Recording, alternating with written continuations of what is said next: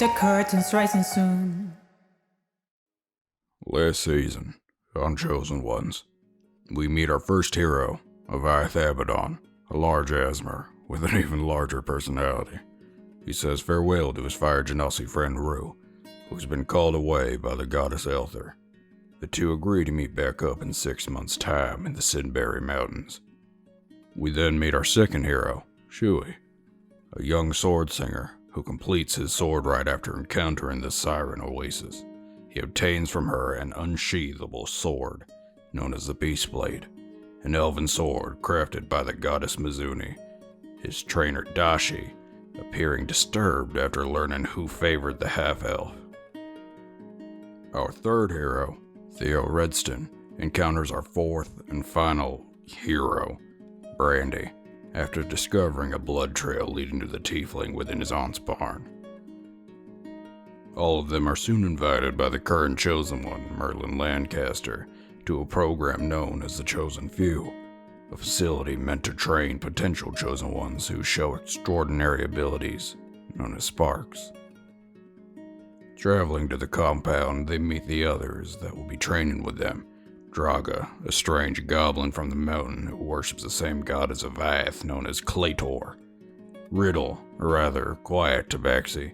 Titus, a soft-spoken Triton who went to college with Theo. And Essence, an Asmer with a short temper.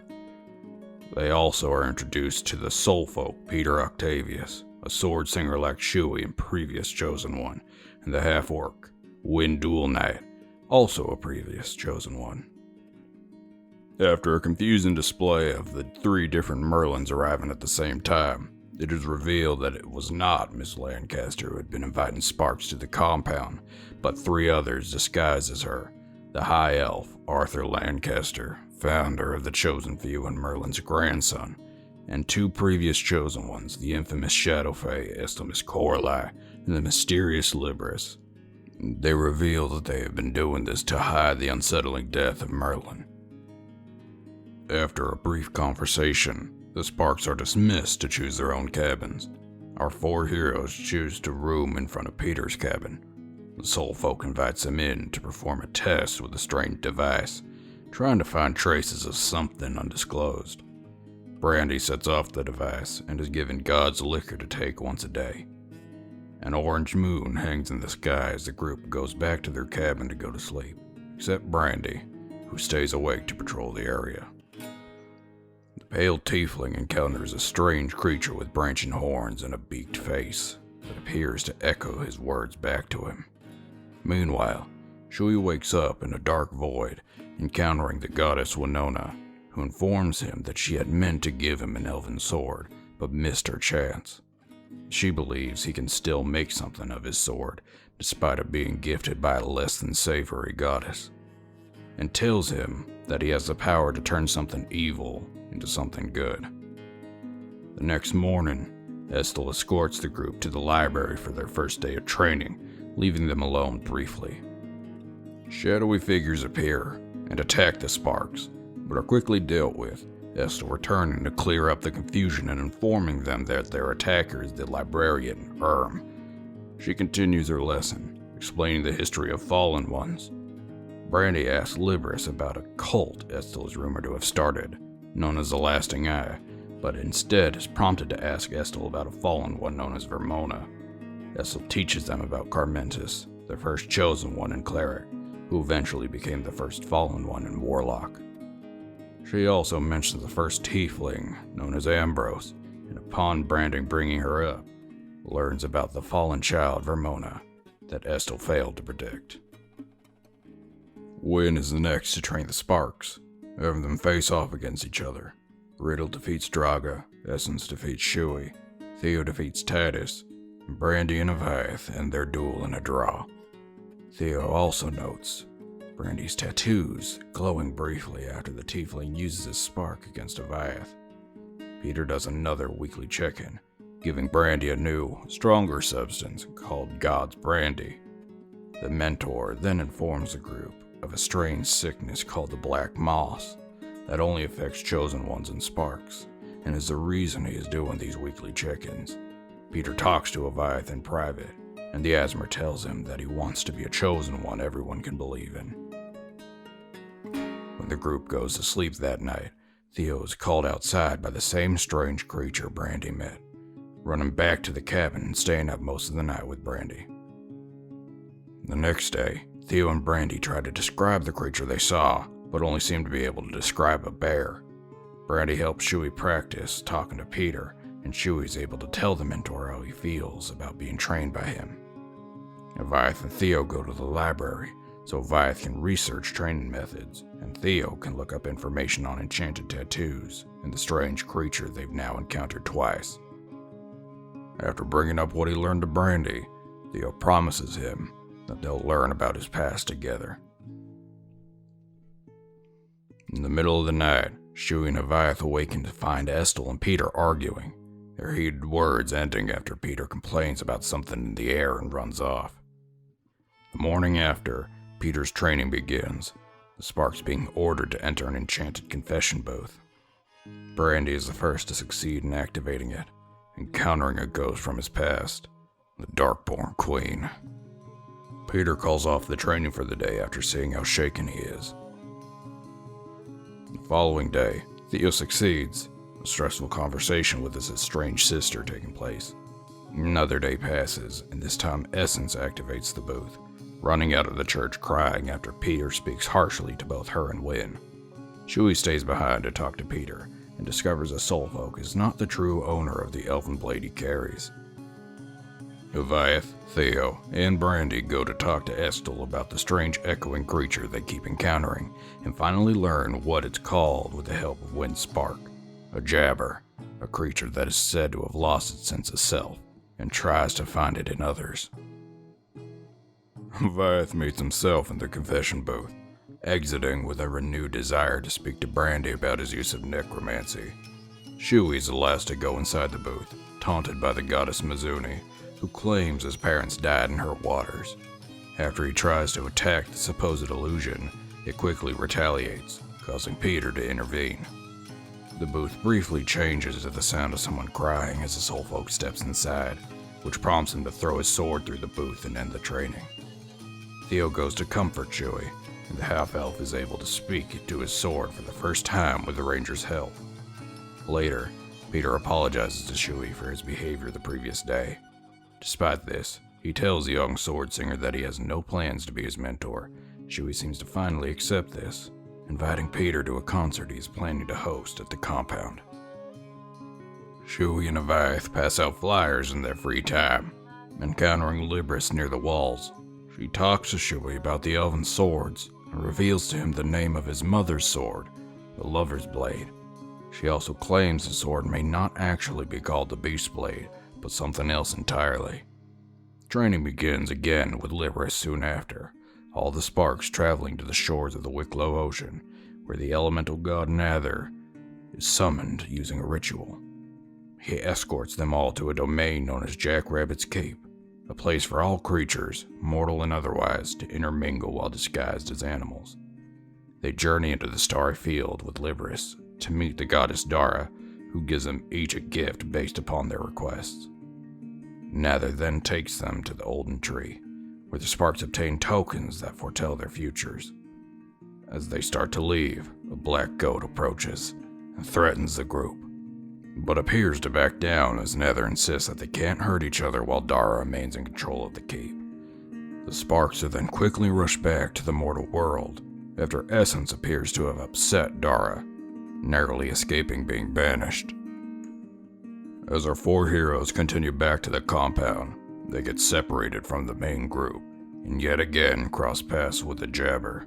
After an intense battle, a pale tiefling is revealed to be under the black substance covering it. Brandy tries to attack it again, despite its attempts to flee, and the warlock's markings light up in response, causing him intense pain. The Jabber escapes, and Libris stumbles upon the scene, escorting them back to the compound. As Brandy falls asleep that evening, a strange voice can be heard echoing in his head, declaring this only to be Act 1. Theo and Brandy go to the library, Theo looking up something known as the Pale Sickness, and discovering it to be a disease thought to have affected pale tieflings a few hundred years prior. Shui puts on a dazzling concert that almost all the compound attends, the sparks releasing paper lanterns into the sky. The next day, they all gather back at the stage for Arthur's assessment, watching each spark come back from its teleportation circle in awe of what they've seen. As our heroes go through one by one, they find themselves journeying into the future, Arthur revealing himself to be a time traveler. Theo learns of his great potential, and Brandy is given more information about the moss. Brandy also finally learns the name of his patron, the Magic Man, someone who Arthur appears to be very interested in. After their individual assessments, it's time for finals to begin. Estel's final consists of giving a speech about what they think it means to be a chosen one. The next final is Winds, where the sparks choose their opponents. Shui challenges Essence, the Asmer seeming to be much weaker than their first fight, acting strangely, and even asking for help once they're out of sight of the mentors. After their fight, however, she acts like she's completely fine, and Shui is announced the winner. The other fights continue, leading up to a rematch with Brandy and Avayath, their extended fight ending when Avayath delivers the finishing blow to Brandy, who holds back and allows himself to be defeated without using his spark. Peter's final is next, the sparks preparing for the hardest assessment of all, the Astral Golem. Shui's final with the Golem is a heartbreaking display, the half-elf watching as everyone he knows and loves leaves him behind, including his parents. Once alone, his sword calls out to him, and he tries to comfort it until the Golem resets. Avayath starts his final with a Golem full of confidence, but as quickly is shattered as he relives a haunting memory that reduced him to tears. Theo's experience is very different from those who came before him, the ranger meeting a strange creature with multicolored eyes that ominously claims that he will fall. Brandy is the last to go, fighting off a horrifying manifestation that nearly kills him before Peter steps in, the Golem changing into the Abergrim for a split second before Peter destroys it. The Sparks all take a brief break after these dramatic trials, ending with Libris's final in the evening, where they practice summoning Nether by whispering secrets towards the moon. The next morning, Estel and Arthur gather the entire compound at the library for a discussion on the Black Moss. Estel reveals Wind's abilities don't work on the substance, which leads them to believe that it might be a spark that's causing it. Shui has another dream where he sees Winona, now a pure white figure that appears to have forgotten him. Later in the week, Brandy and Theo confess their feelings for each other, before the mentors announce who they will be training.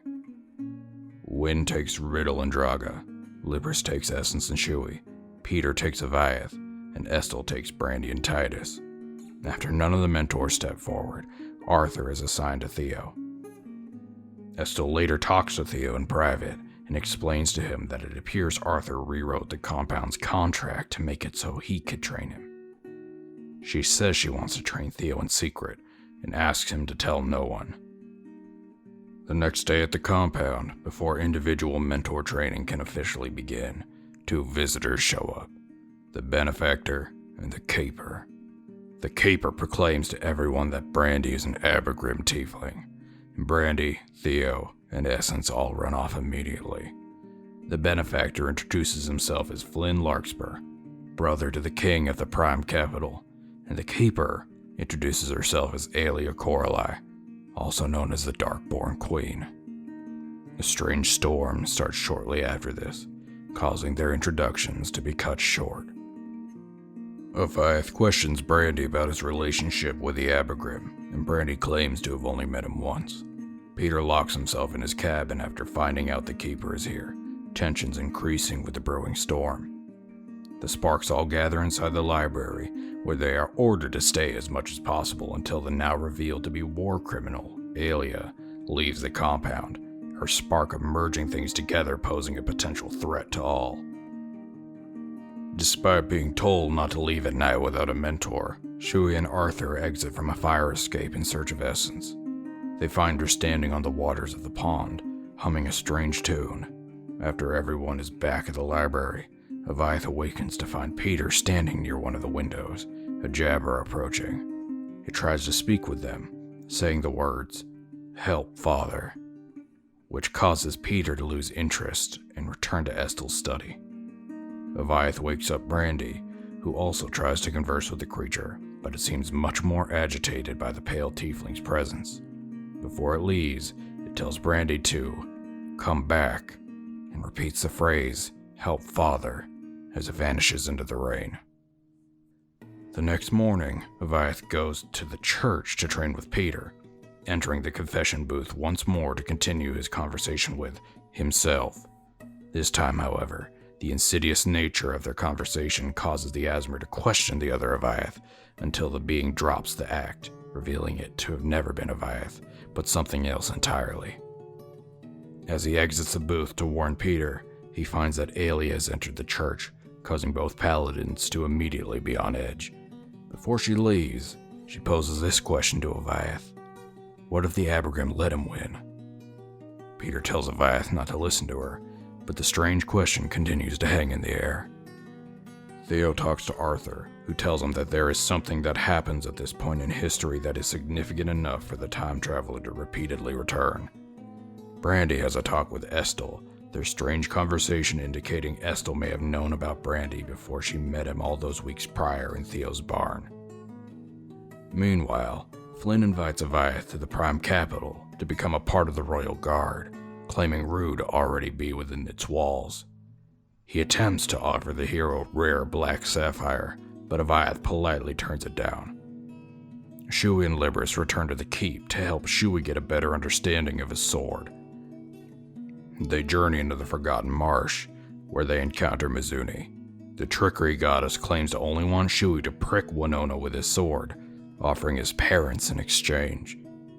Shui hesitates, but refuses, and starts to leave with Libris. On their way back, he finds a discarded top hat, as well as Peter, who is scolded by Libris for being in the keep alone. The next morning, Arthur teaches Theo how to make the circle to get to his lab, and convinces the ranger to try and contact other Theos from different timelines to learn how he becomes a fallen one. Arthur takes his blueprint, and Theo quickly goes back on his choice after briefly seeing his other selves, not wanting to risk causing them harm. Arthur promises to delete his blueprint. Theo tells Brandy about what happened, the tiefling clearly agitated to find out what Arthur has been doing. Avayath and Wynn spar as Peter observes, Wynn wandering off after their training so that Peter and Avayath can go pray at the church.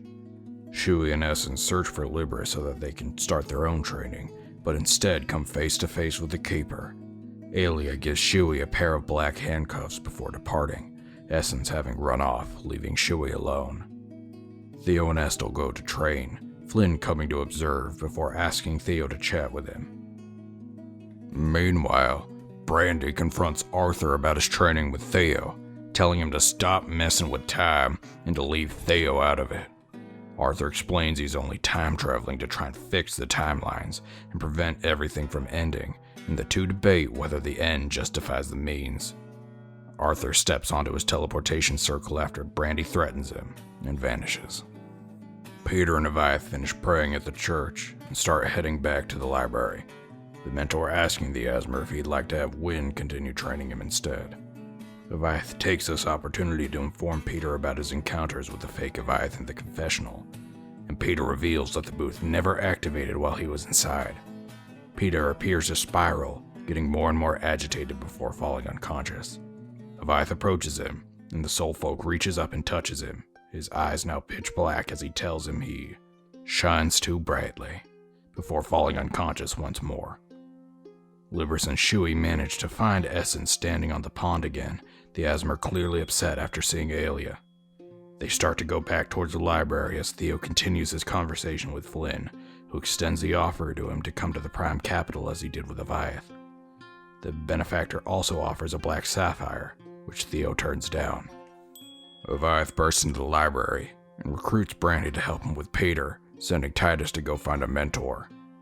Titus comes across Theo, Shui, Essence, Libris, and Estel, and tells him what's going on, Shui going off to find Wynn as Theo runs off with Estel to check in on the others. Eventually, our four Sparks, along with Estel and Wynn, find their way back to the collapsed Peter, who quickly recovers. He now sports purple eyes with 4 black tails, revealing himself to be merged with the Abergrim. With Brandy and Wynn's help, they manage to subdue him and force him to lose consciousness, taking him back to his cabin and quickly locking him inside. As they journey back to the library, they see the form of what was previously the Keeper wandering around, now seeming to be unmerged and by herself. Brandy and Theo approach her, and she introduces herself as Tinder. After a tense conversation, they manage to convince her to stay and head back towards the others to try and figure out where they could possibly go from here. I'm here crying out for you, so you'll find me at last and wipe away our past. Even now, falling towards something beyond this new script. The show starts without stars. I'm here crying out for you, so you'll find me at last and wipe away our past. Even now, falling towards something beyond this new script. This show starts without